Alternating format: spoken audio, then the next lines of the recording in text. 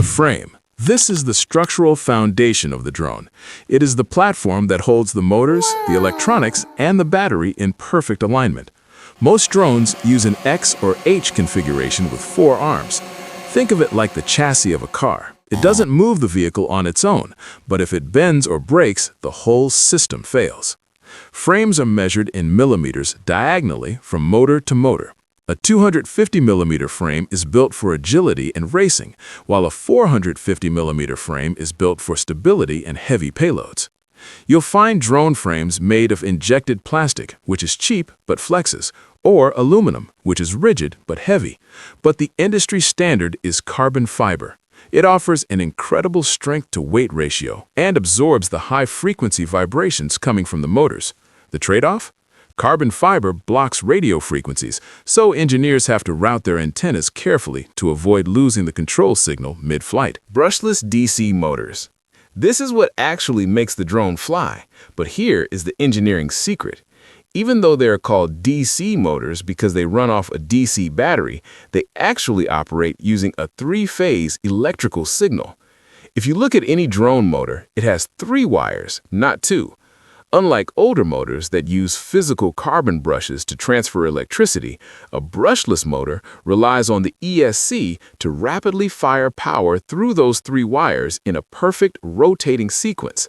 The ESC uses PWM, pulse width modulation, to rapidly switch the voltage on and off across these 3 phases. Think of it like 3 magnets taking turns pulling a piece of metal in a circle. By sequencing the power, the ESC creates a rotating magnetic field that stays just ahead of the permanent magnets inside the motor bell, forcing it to spin to catch up. Because there is no physical friction from brushes, they produce significantly more power, create less heat, and last much longer. Motors are rated by kV, which means RPM per volt. A 2300 kV motor on an 11-volt battery attempts to spin at over 25,000 RPM. On a quadcopter, 2 motors spin clockwise and 2 spin counterclockwise to cancel out torque using Newton's third law. You'll find brushless motors in drones, electric skateboards, and modern EVs. They're incredibly efficient, but their main trade-off is that they're totally useless without a complex ESC to generate that precise 3-phase signal. The propellers. These convert the rotational energy of the motors into physical thrust. A propeller is simply a rotating airfoil that creates a pressure difference to push the drone upward. But propellers don't just lift the drone, they are the only way it steers. A quadcopter has no steering wheels, rudders, or flaps. It moves entirely by changing the speeds of specific propellers to control its 3 axes of flight: pitch, roll, and yaw. Think of it like 4 people carrying a heavy table. If the 2 people in the back lift their side higher, the table tilts forward. That is pitch. The flight controller speeds up the rear props, the drone tilts, and that downward thrust pushes it forward. If the left side speeds up, the drone tilts right. That is roll. And yaw is rotation. To spin in place, the drone speeds up 2 diagonal motors. Thanks to Newton's third law, the torque of those motors pushing against the air physically twists the drone in the opposite direction. Propellers are defined by diameter and pitch. A higher pitch means the blade takes a more aggressive bite of the air, pulling the drone faster with every rotation. You'll find them made of everything from flexible plastic to stiff carbon fiber. The trade-off is simple. Stiffer props give you incredibly precise control over your pitch and roll, but the second you crash, they shatter into a dozen pieces. ESC, which stands for Electronic Speed Controller. The motor knows how to spin, but the ESC tells it exactly how fast to spin at every given millisecond. It sits between the brain of the drone and the motors, translating digital throttle signals into precise electrical pulses using MOSFETs, high-power electronic switches. ESCs traditionally use PWM, or pulse width modulation. Here is a critical engineering detail. A standard traditional PWM cycle is exactly 20 milliseconds long, but the ESC only looks at a tiny fraction of that cycle, specifically between 1 and 2 milliseconds. If the flight controller sends a 1 millisecond pulse, the motor stays completely off. If it sends a 2 millisecond pulse, the motor goes to absolute maximum speed. You'll find ESCs on every single arm of a traditional quadcopter, though modern designs combine them into a single 4-in-1 board. The biggest limitation of an ESC is its amp rating. Push 40 amps through a 30 amp ESC, and those MOSFETs will literally catch fire mid-air. The flight controller. This is the central circuit board that acts as the absolute brain of the drone. But to keep the drone from falling out of the sky, it needs to know exactly how it is tilted at any given microsecond. It gets this data from the IMU, but there is a massive engineering problem. Raw sensor data is extremely noisy. The gyroscope measures how fast the drone is rotating, but its values fluctuate and drift over time.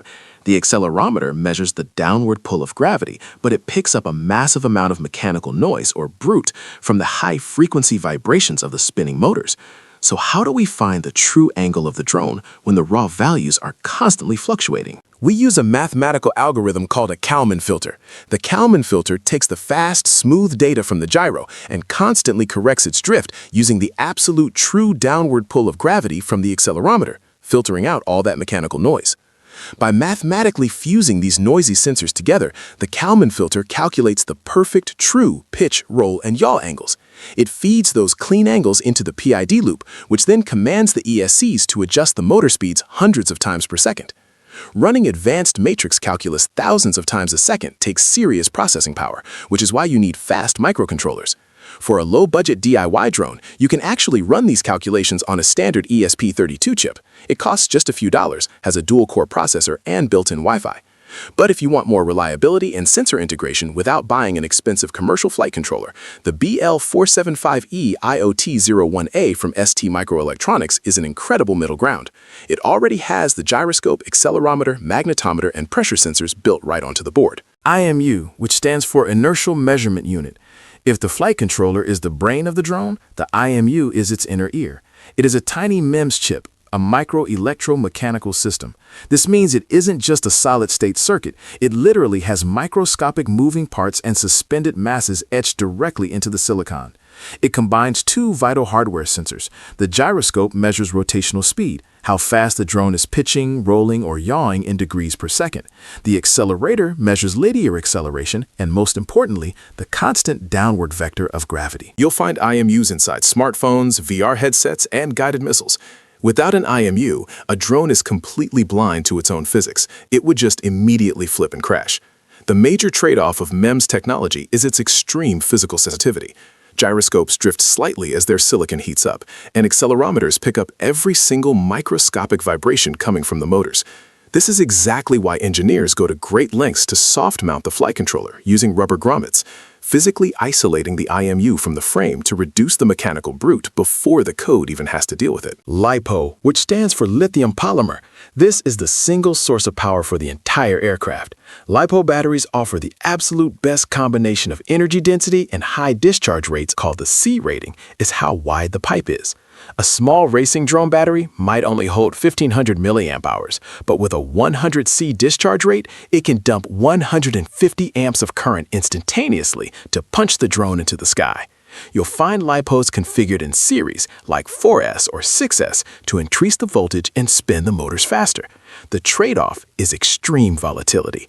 If you drop a LiPo cell below 3.0 volts, it takes permanent chemical damage. If you overcharge or puncture it, it will go into thermal runaway, creating a violent, self-sustaining chemical fire. GPS, or Global Positioning System. This is the module that turns a manual drone into an autonomous robot. It receives microwave signals from multiple satellites orbiting the Earth. By measuring the microscopic time differences and how long those signals take to arrive, the module triangulates the drone's exact 3D coordinates. Modern drones combine American GPS with the European Galileo or Russian GLONASS networks, ensuring they see up to 20 satellites at once. You'll find GPS modules communicating with the flight controller using UART or I2C protocols. This enables crucial features like return to home, where the drone flies back to you automatically if your controller dies. The hard limitation? GPS signals are weak. Walk indoors or under a heavy concrete bridge, and the drone loses its positioning instantly.